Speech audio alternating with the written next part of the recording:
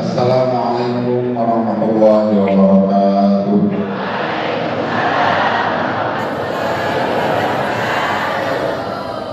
Alhamdulillah, alhamdulillahirabbil alamin wa bihi nasta'inu ala umuri dunya waddin. Assalatu wassalamu ala asrofil anbiya'i wal mursalin wa ala alihi wa sahbihi rasulillahi ajma'in. Yang kami hormati Bapak Wali Kota Batam yang dalam hal ini diwakili oleh Bapak Haji Samudin, Kepala Dinas Perpustakaan.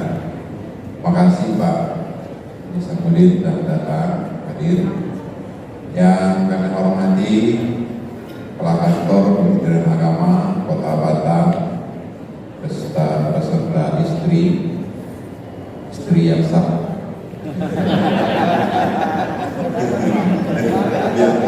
Ada yang lain tak? Terus terang aja Pak, ini mau puasa nih.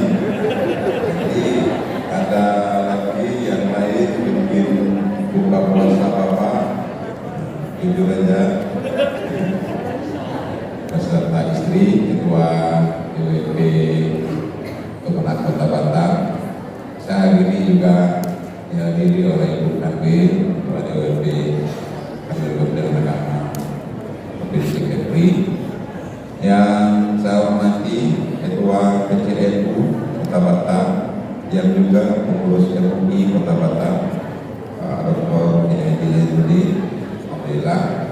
Yang saya hormati para pejabat di lingkungan kantor wilayah dan agama Provinsi Kepulauan Riau, Bapak Edi Batara beserta istri, Pak Bapak PU, kemudian Pak Haji Syafi'i, Muhammad Syafi'i beserta istri.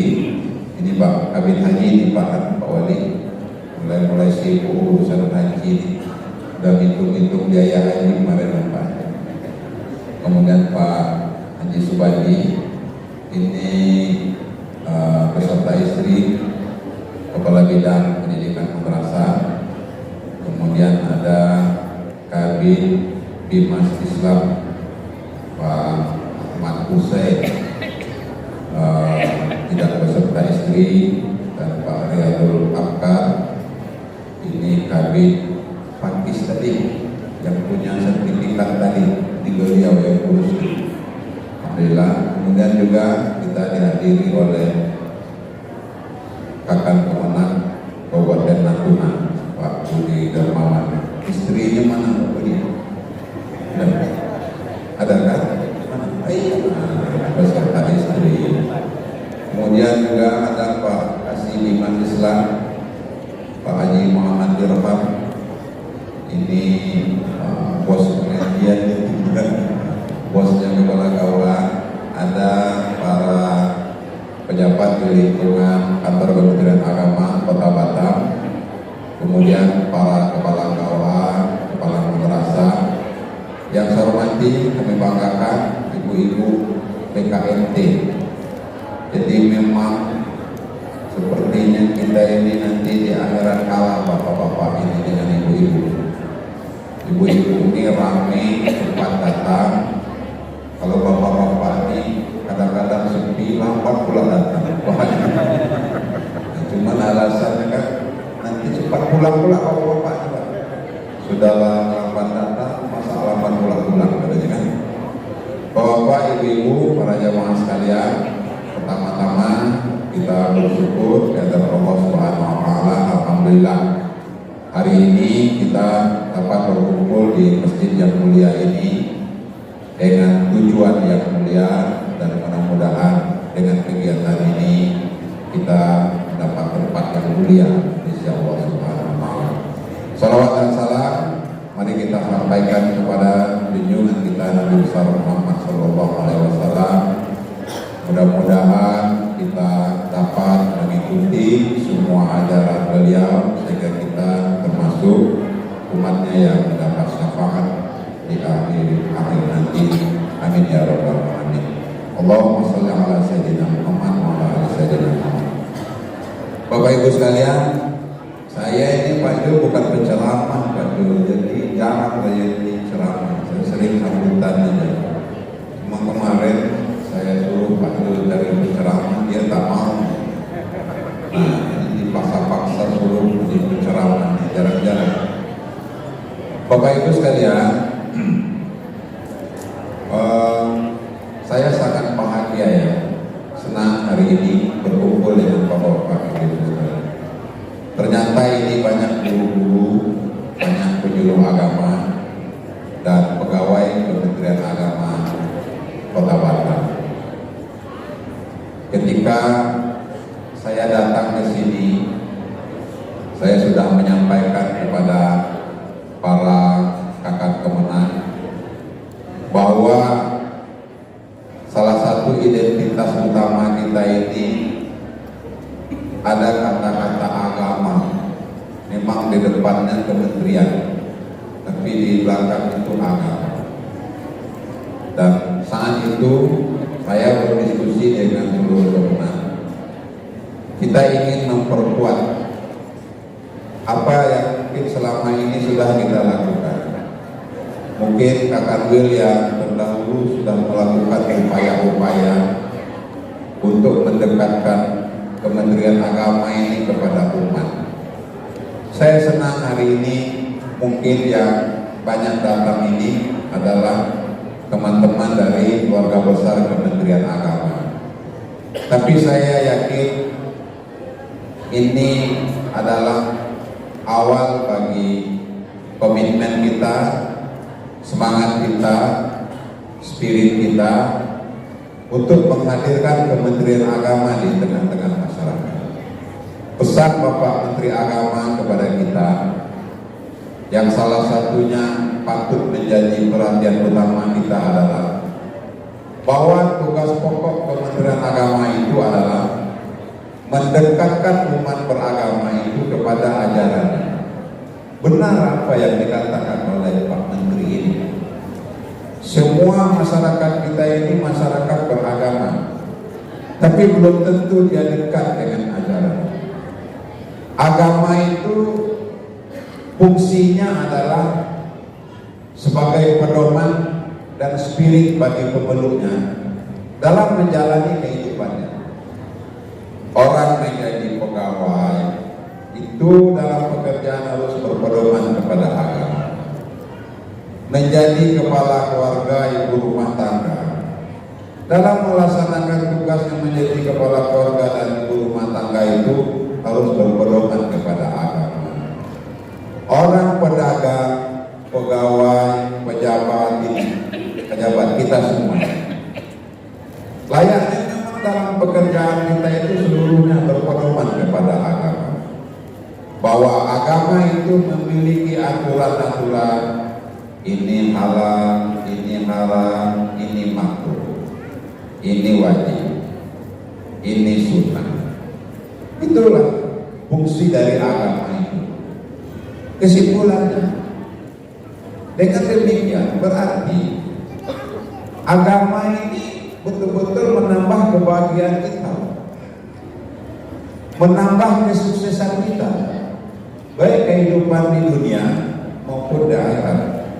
Di dunia kalau kita berpedoman dengan agama, insya Allah hubungan kita dengan orang lain akan baik. Apalagi di akhirat nanti, bahwa agama yang kita laksanakan di dunia ini berkonsekuensi, berakibat terhadap kehidupan kita di akhirat nanti.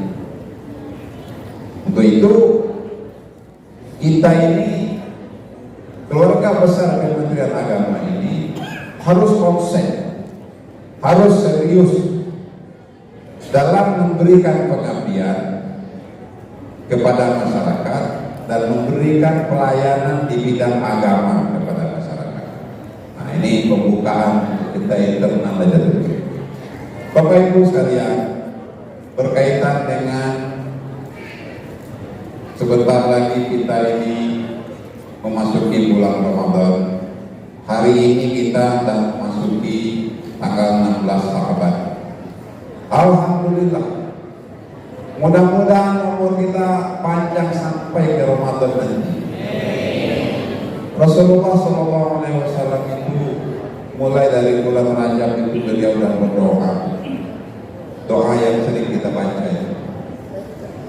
Kalau orang Jumat doa khutbah keduanya kadang-kadang sudah sholat mulai bulan Rajab kemarin. Apa doanya? Allahumma barik lana fi Rajab wa Sya'ban wabal ya Allah, berkailah kami pada bulan Rajab dan bulan Sya'ban, dan sampaikanlah kami ini kepada bulan Ramadan. Begitu rindunya umat Islam ini kepada bulan Ramadan. Jadi Pak, kita ini sangat istimewa manusia ini. Yang paling istimewa itu umat Islam. Ketika penciptaan manusia itu Allah dalam keadaan senang, sehingga dia mengumumkan kepada malaikat, wa idh qala rabbuka lil malaikati inni ja'ilun fil ardi khalifah. Dan ingatlah ketika Tuhan akan menciptakan manusia yang akan menjadi makhluk. Diumumkan dulu Pak, sama dengan bapak senang. Ini aku dapat rumah. Dibilang sama anak-anak ini, ayah nak beli mobil nak, bahagia tak? Ini penciptaan manusia. Tak cukup dengan itu, Allah umumkan lagi dalam Al-Quran bahwa manusia ini makhluk yang sempurna. Khalaqal insana fi ahsani taqwim. Aku ciptakan manusia itu dalam sebaik-baik bentuk. Manusia punya akal, punya jasa, punya tangan. Tangan kita tak sama dengan tangan makhluk lain. Jauh beda. Dengan orang buta, ya kan? Dengan monyet, jauh beda. Beda. Diciptakannya kulit, diciptakannya jari-jari, diciptakannya rambut. Saya tak habis pikir kalau bapak-bapak ini gundul semua, tak ada rambut. Ya Pak, lihat dulu. Padahal bukan gundul, rambut sikit. Gue pikir walaupun ada teman-teman kita ya ada rambut, tapi umumnya kemana? Ibu-ibu ini kalau tak berambut, tak punya mahkota, wayangnya sempurna penciptaan Allah. Tak ada itu. Tak cukup dengan itu Pak, diciptakan dengan jemaah, didatangkan agama Pak. Ketika agama ini didatangkan, siapa yang paling beruntung? Orang Islam. Inna dina indallahi Islam. Wah ini bertambah lagi nikmat Pak. Sudah diciptakan dalam suasana yang baik, diciptakan rupa fisiknya sempurna, dikasih akal, dikasih penglihatan, dikasih rasa, ya Pak, dikasih perasaan saling mencintai. Kata Tuhan ini ada sendirian di surga. Tuhan itu paling paham dengan sifat kemanusiaan kita. Dihadirkan Allah, nikah, beranak pinak. Di antara manusia yang ada, diselipkan Tuhan rasa kasih sayang ini. Kalau kita, salah satu nikmat terbesar itu nikmat kasih sayang. Kalau dicabut oleh Allah Subhanahu wa Ta'ala rasa kasih sayang ini, bapak ibu pulang ke rumah nanti kepala tak ada rasa kasih sayang. Kasih sayang itu Tuhan yang punya. Kalau tidak, dan cukup dengan kesempurnaan itu didatangkan agama. Ini pedomani, kira-kira gitulah. Ini pedomani. Agama ini salah satu bentuk kasih sayang terbesar Tuhan. Saya bilang tadi, Tuhan ini kalau tak kita dekati, dia tak perlu dengan kita. Kita jauhi. buat sholat juga kita di Batam ini. Tidak ada pengaruhnya dengan Tuhan. Tapi Tuhan itu memberikan kasih sayang.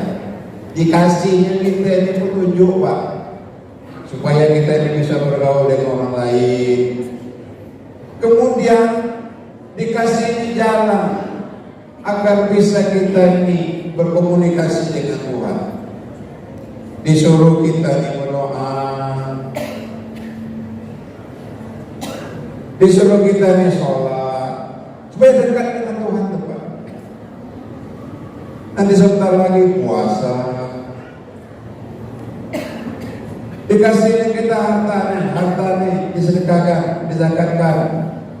Tapi konsekuensi dari bersedekah, konsekuensi dari berzakat bukan hanya dinikmati oleh orang, tapi ini pahalanya dari Tuhan.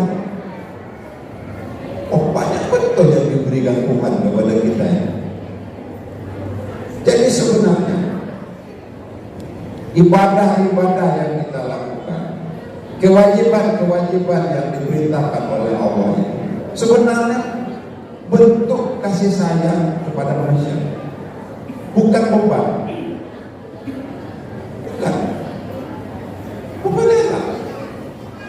Kita ini ada potensi buruk dan baik di diri kita. Fa'alhamaha fujuraha wa taqwa. Iya kan? Tapi Tuhan sayang dengan kita. Oh jangan, ini kamu sholat ya. Inna sholati apa? Inna sholata tanha 'anil fahsya'i. Sholat ya. Harta ya, kasih harta dengan orang lain supaya orang itu mendoakan kamu, nanti hartamu itu menjadi berkah. Lagi-lagi Tuhan yang ngasih, apa? Yang ngasih hadiahnya Tuhan.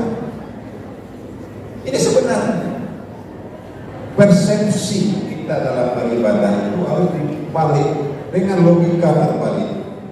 Sama lah kita dengan menghadapi Ramadan.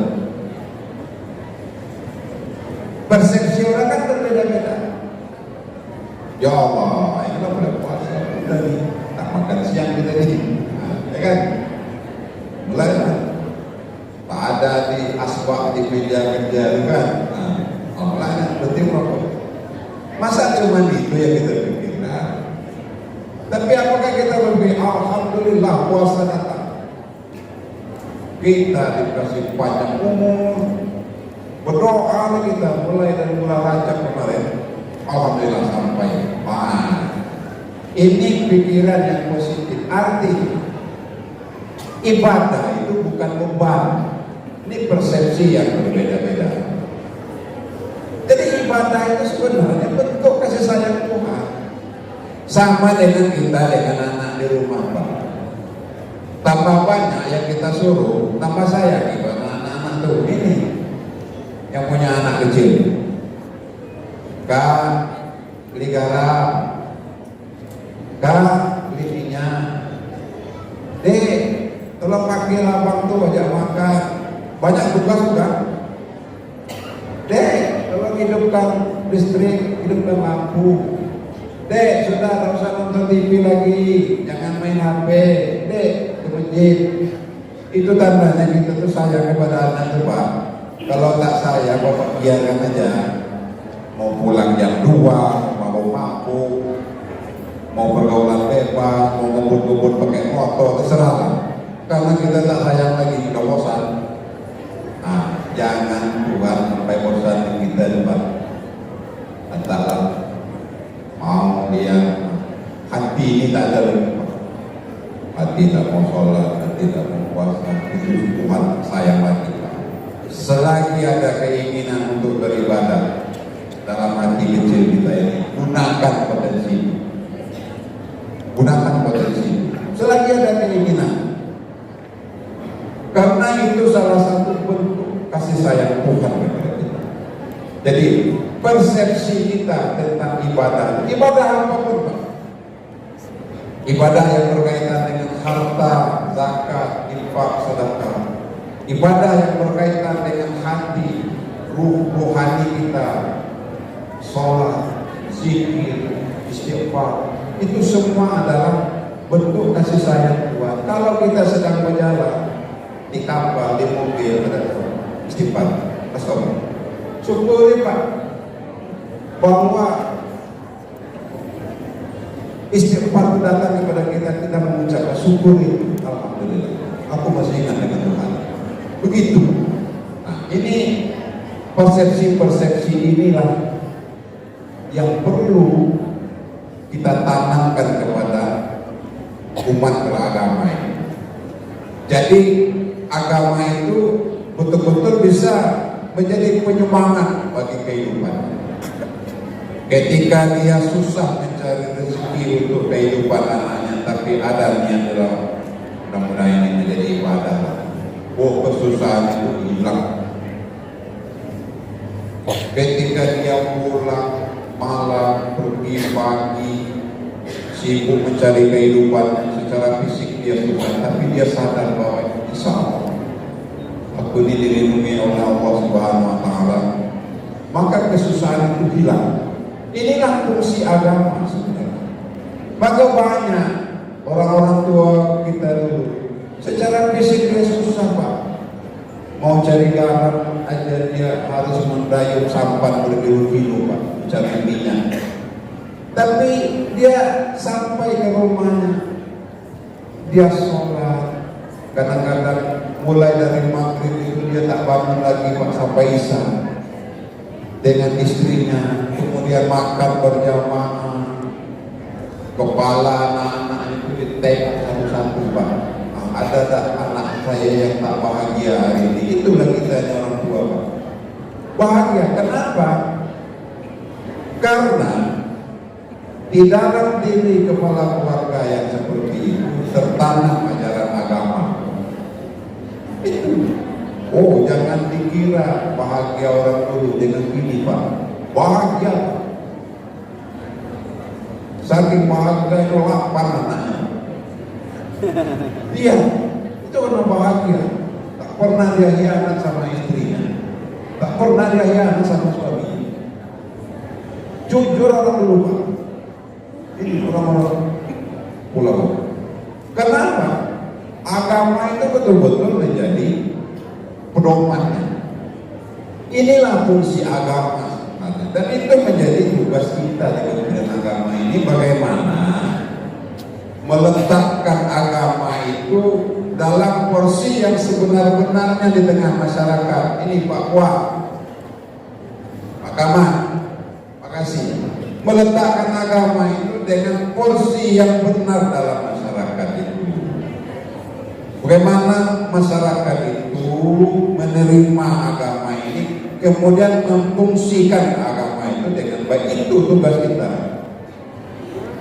Agama kadang-kadang dijadikan alasan untuk tak cocok dengan satu dengan yang lain. Apa-apain kamu? Azan 2 kali, pakai kunut, pinah, kafir. Orang yang lah masuk masjid pun jangan disalahkan Pak. Orang azan salahnya. Yang tak masuk masjid, orang Jumat dipakai motor jos, bunyi besar-besar, nampol, yang mabuk-mabuk di jalan, itu yang kita dakwahi. Jangan orang yang lah masuk masjid ini, akhirnya orang masuk masjid rusak. Ada orang masuk masjid resah. Kalau ketemu Jumat dengan khotib lama ini malu kan. Ini ketemu jamaah imam ini imamnya terkenal lambat ini, ayat yang panjang ini. Saya pernah imam dengan dia Yasin kok. Itu jangan pula kita ini beribadah resah di kita. Ini tugas orang Kementerian Agama, mendamaikan orang agama ini. Jangan bertengkar di masjid. Masjid ini tempat mendekatkan diri kepada Allah Subhanahu Wa Taala. Masjid ini tempat kita mengadu kepada Allah Subhanahu Wa Taala. Suruh orang masuk masjid Pak, Tuh